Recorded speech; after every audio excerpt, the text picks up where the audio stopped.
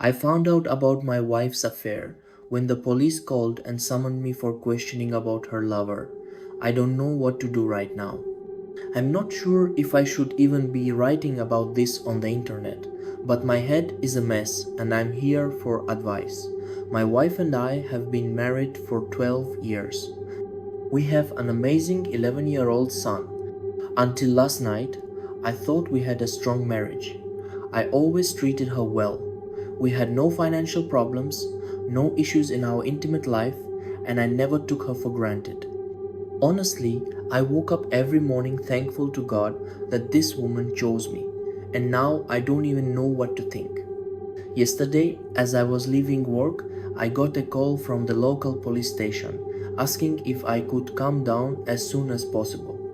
I panicked and asked if something had happened to my wife or son, but they told me not to worry, just come immediately.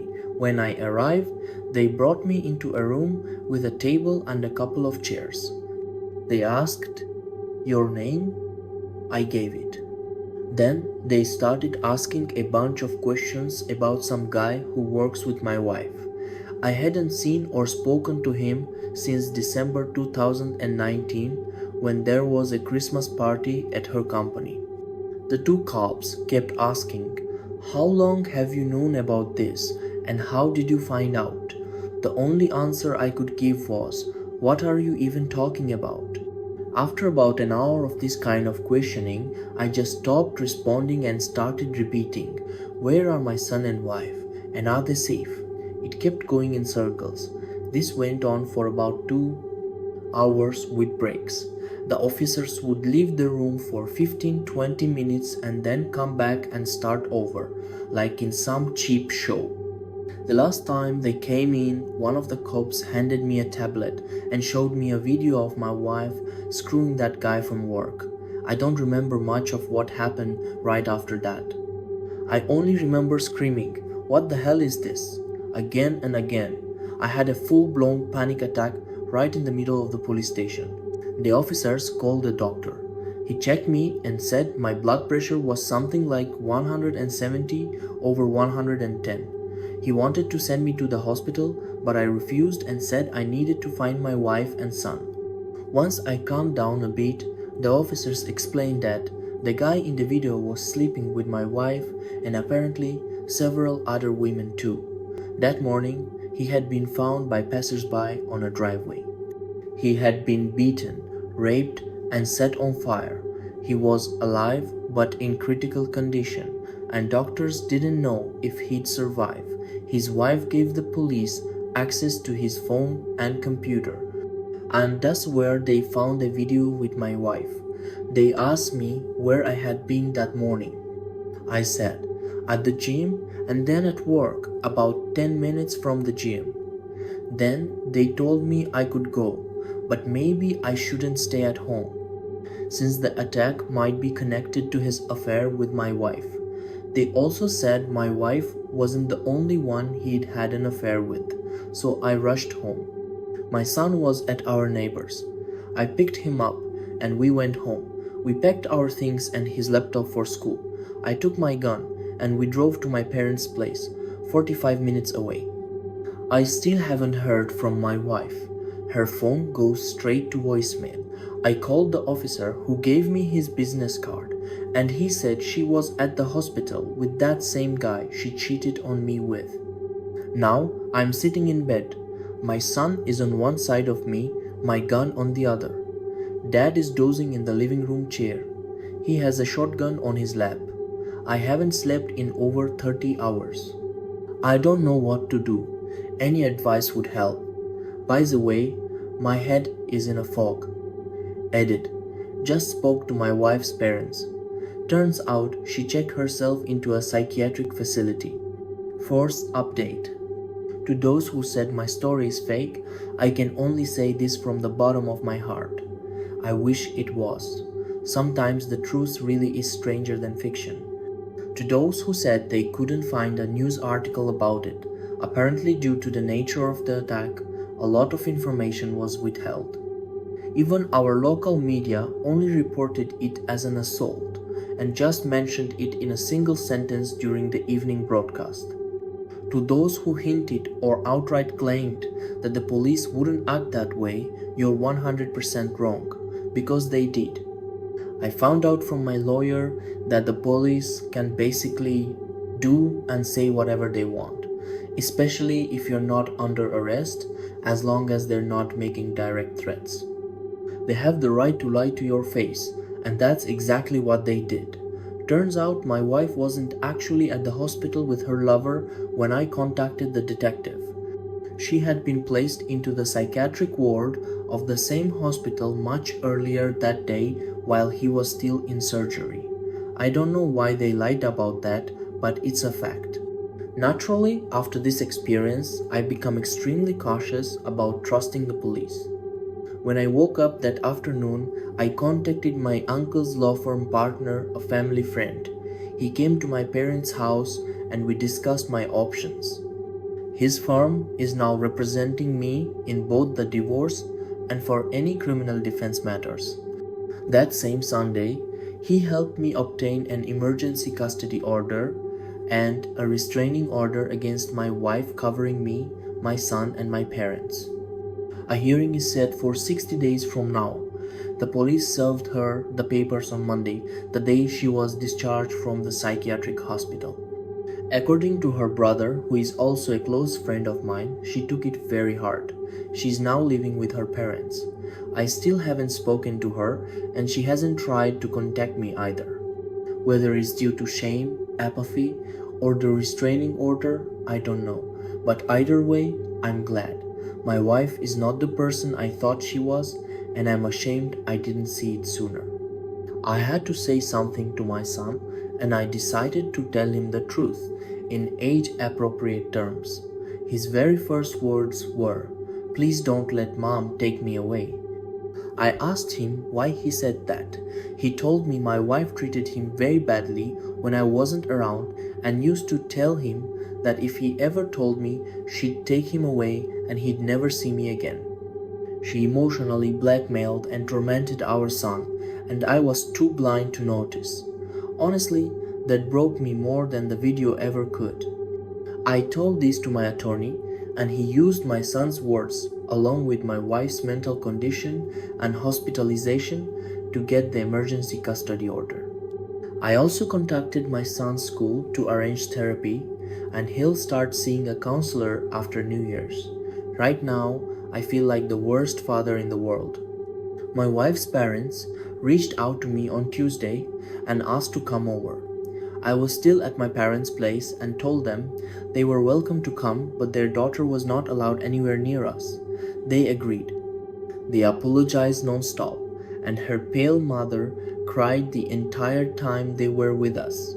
Her father was heartbroken and kept referring to my wife as that girl.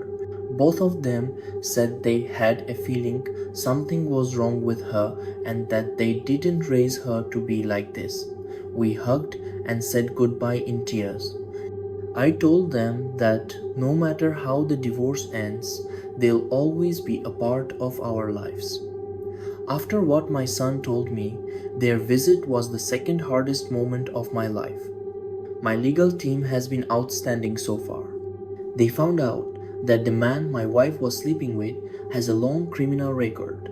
One of the lawyers said the printer ran for 5 minutes straight, printing out his rap sheet. From what we know, he's currently out on parole for serious crimes and has past gang affiliations. He's still alive, but in critical condition and might still not survive. The law firm's private investigator contacted one of my wife's co-workers, the one who drove her to the hospital. She said everyone at the office knew about the affair.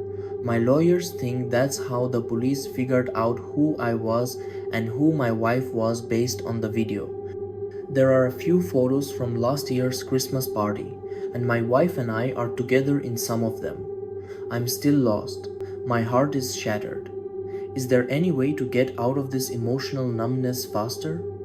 I feel like I'm experiencing reality as if it's happening to someone else. Second update. First of all, my son is doing much better. He started seeing a therapist during the first week of January, and the changes are already noticeable. I asked him if he was okay with me talking to his therapist, and he said yes, so I've spoken with her a few times already. According to the therapist, my soon to be ex verbally and emotionally abused our son whenever they were alone together. He wasn't allowed to make noise or bother her in any way when she was home. She would leave him alone for long hours, even overnight if I was away. Then she'd threaten that if he ever told anyone, she would take him away and he'd never see me again. The therapist said that all of this made him feel helpless and dependent during a developmental stage when he should have been learning to be confident and independent. So I got him his own phone and helped him memorize the phone numbers of relatives and as many useful addresses as possible. I also started teaching him how to navigate the neighborhood, how to read street signs and building numbers. We role-played different scenarios together, how to ask for help, how to clearly explain to a stranger that he's in trouble and doesn't feel safe. I know this might sound a little silly, but my son can be shy and tends to shut down when he's uncomfortable. Even though we've only been doing this for a few weeks, I can already see his confidence growing. If anyone has more ideas on how to foster independence in kids, I'd really appreciate it. His safety and well-being are my top priorities right now. As for me, I'm holding on as much as one can. I started therapy myself around the same time he did. I don't see the therapist as often as he does, but even just having a space to talk through my thoughts and feelings about what's happened to us, to our family, really helps. Now I feel this burning bowl of anger in my stomach every time I think about my soon-to-be ex and what she put us through. It's funny, I hate feeling angry, but it's so much easier to handle than numbness. My therapist says this is part of the grieving process, and that what matters isn't what you feel, it's how you direct those emotions. The legal side of all this is honestly the scariest thing I've ever dealt with in my life. I've been granted temporary full custody and child support. I didn't ask for it, but my lawyer insisted. We also had the restraining order extended for both me and my son at the hearing. Neither my wife nor her lawyer showed up. The judge asked if we'd consider supervised visits for my wife, but my son flat out refused. That's exactly why the lawyer said to bring him to the hearing. The judge asked if he was willing to speak with him in private, and my son agreed. The judge, court reporter, and a juvenile officer took him into chambers, and they were gone for about 10 minutes. Afterward, the judge approved the temporary measures and ordered therapy and the psychological evaluation for my son. Luckily, his therapist is somehow court affiliated or accredited, so we won't have to switch providers. My lawyer said that's a good thing, because now this therapist can submit an official custody evaluation. Still, it terrifies me that my wife might still end up getting any form of custody after everything she's done. As for her lover, I know very little. My lawyers say he's alive but still in the hospital. I haven't heard from the police since the original questioning, so there's been no update from them. As for my soon-to-be ex, I hadn't seen her since that day at the station until last Thursday. She's tried calling me several times, but I haven't picked up. And when she called from unknown numbers, I just hung up right away. I have nothing to say to her. I don't want to hear anything from her. Her lawyer filed for a preliminary hearing for court-mandated mediation. She was served during the second week of January. She showed up with her attorney. And I know this might sound petty, but even with makeup, she looked awful. She used to be an attractive and athletic woman. I swear, in our wedding photos, she looks like a supermodel. But now, she's so thin it's disturbing. She looked sick and exhausted. never once looked at me, kept her head down the entire time. In short, everything her lawyer asked for was absurd. They wanted visitation rights during the divorce and shared custody afterward. They asked us to cancel the restraining orders.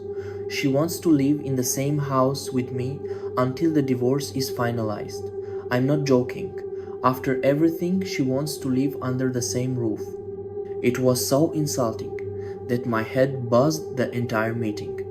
But all of that was worth it for the one moment when we surprised her attorney. Her lawyer asked how we'd be handling property division, and my lawyer looked surprised and said, "What property division? Read the prenup." The look on her attorney's face was priceless. She hadn't told her lawyer about the prenup. My late uncle, who founded the law firm now representing me, had drafted the prenup himself and even hired a lawyer for her to review it before we got married. According to my lawyer, the prenuptial agreement is a real masterpiece. The house we live in was gifted to me by my uncle before the wedding. All utility bills and insurance policies are in my name. All vehicles are registered only to their respective owners. We never took out loans or debts in each other's names. We had one joint savings account that we used for household needs and as an emergency fund. There was about $8,000 in it. She already withdrew all of it. Now there's less than $300 left.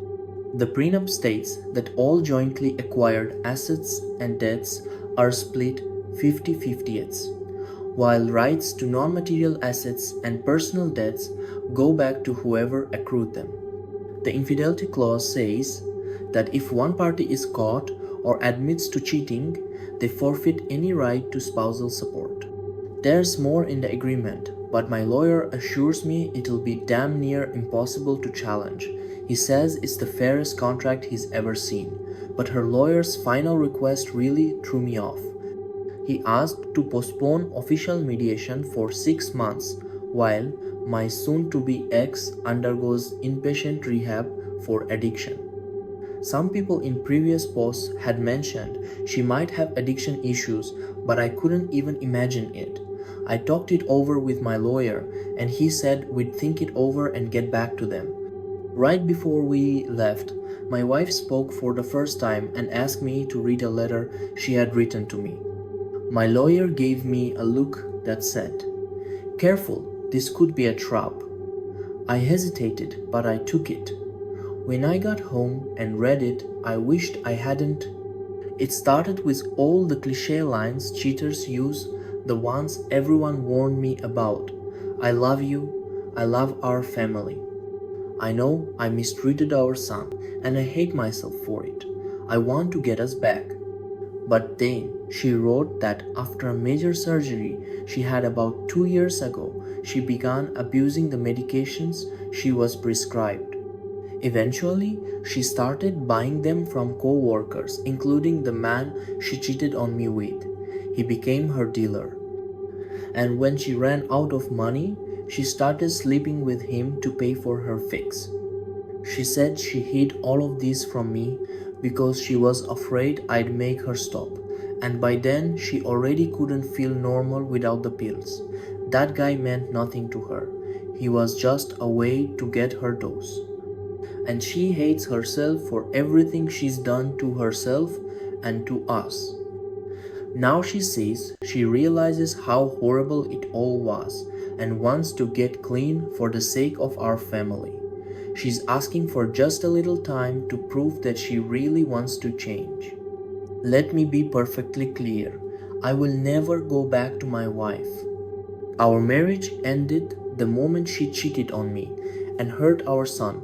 But damn, where the hell was I during all of this? I feel like the most naive, clueless idiot to ever walk the earth. Right now, I feel like a failure of a husband and father. I feel absolutely nothing for this woman except rage and contempt. But is that how you treat someone who's battling addiction? Additional thoughts. I understand that she doesn't deserve forgiveness, and I cannot risk my son's well being for her sake. She has to go through this on her own. After reading comments here, I started wondering if she wrote that letter just to cushion her fall and use it later as an excuse. Someone told me that lack of compassion isn't the same as cruelty. I need to learn that for myself. Letting her fall isn't the same as kicking her while she's down. She's put me in a terrible position, and I can't help her. I can't let my son feel like I've betrayed him. I'm still continuing with the divorce, but I might reach out to her rehab facility to see if there's a way I can support her from a distance. I want to support her as a human being partially because of the love we once genuinely shared. But right now, my son is my top priority. Besides, my lawyer nearly popped a champagne bottle when I read him her letter. He said it's a direct admission of untreated addiction and practically guarantees me full custody. So that's that. Let me know what you think of this whole story in the comments. Personally, I don't have much more to say. It's all pretty clear except for one thing. Who the hell beat up her lover? Was it his wife? Or another woman he was messing around with? Anyway, let me know your thoughts in the comments. Thanks for watching the video all the way through. Also check out our previous video, it's right here. Be sure to subscribe to the channel and good luck.